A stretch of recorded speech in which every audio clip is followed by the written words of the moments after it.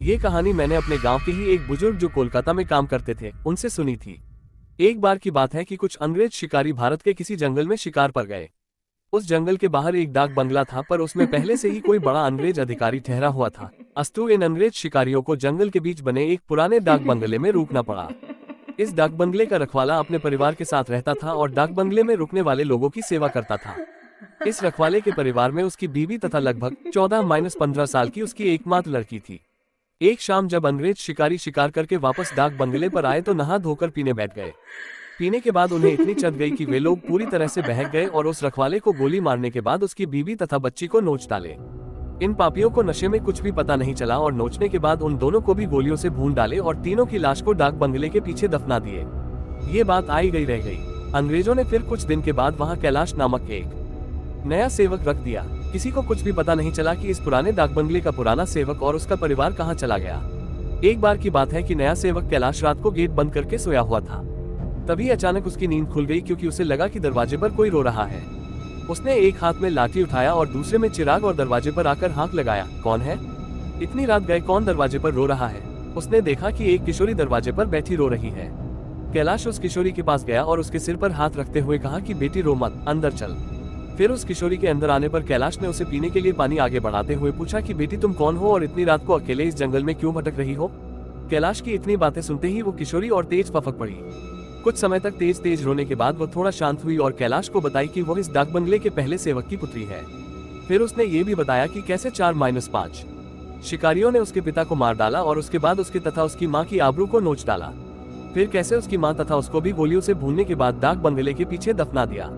उस किशोरी की इतनी बातें सुनते ही कैलाश पूरी तरह सहम गया, पर निडरता दिखाते हुए पूछा कि ऐसे कैसे हो सकता है?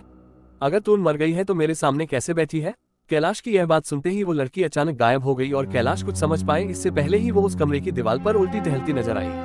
कैलाश यह नजारा देखकर पूरी तरह से सहम गया। फिर अचानक वो लड़की आकर कैलाश के सामने बैठते हुए बोली कि काका आप डरिए मत, मैं आपका कुछ भी बुरा नहीं करूंगी। धीरे धीरे कैलाश का डर जाता रहा और उसने अपने मस्तक पर आई पसीने की बूंदों को गमछे से पोंछ लिया।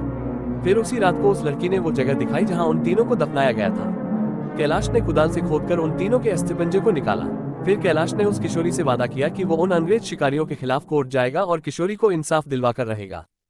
कैलाश की बातें सुनकर वो किशोरी रोते हुए बोली कि काका आपको कुछ नहीं करना है, बदला तो मैं लूंगी, बस आप मेरी थोड़ी सी मदद कर दें। फिर क्या? उस किशोरी के बताए अनुसार कैलाश ने बीमारी का बहाना बनाकर उस डाक बंगले की नौकरी छोड़ दी तथा उस किशोरी को किए वादे के अनुसार उस किशोरी के माता पिता की अस्थियों को जला दिया तथा उन दोनों के नाम पर पूजा पाठ भी करवाया। उन दोनों की मुक्ति हो गई, पर लड़की के कहे अनुसार कैलाश ने न लड़की के अस्थिपंजे को जलाया और न ही उसके क्रियाकर्म के लिए कोई अनुष्ठान पूजा पाठ ही किया, क्योंकि किशोरी ने कहा था कि अगर उसके लिए भी पूजा पाठ हो गई तो वो इस भूती योनि से मुक्त हो जाएगी और फिर उन दरिंदों से बदला नहीं ले पाएगी। समय बीतता गया और अब उस डाक बंगले में कोई नया सेवक आने को भी तैयार नहीं होता, क्योंकि कैलाश वहीं आसपास मंडराता रहता और नए आने वाले सेवक को भूती कहानी सुनाकर भगा देता। कभी कभी वो किशोरी भी अपनी भूती कारनामे से आने वाले नए सेवक को 9-2-11 कर देती। पर उस बंगले पर शिकारियों का आना कम नहीं हुआ। वे आते और खुद ही अपनी व्यवस्था करते, पर जो अब आता वो वापस नहीं जाता, क्योंकि उस डाक बंगले में ठहरने वाला हर अंग्रेज शिकारी उस लड़की का शिकार हो जाता। कभी कभी तो ऐसा होता कि वो लड़की किसी अंग्रेज शिकारी को अपने लटकों झटकों में फंसाकर उस डाक बंगले में लाती और रात को अपने असली रूप में आ जाती और डराकर उस अंग्रेज को मार डालती और उसका खून पी जाती। ये क्रम चलता रहा और उस डाक बंगले में मरने वाले अंग्रेज शिकारियों की मौत रहस्य ही बनी रही। अंग्रेज अधिकारियों के लाख कोशिश के बावजूद न हत्यारा पकड़ में आता और नहीं मरने वाले अंग्रेज शिकारियों अधिकारियों के मौत का कारण पता चलता।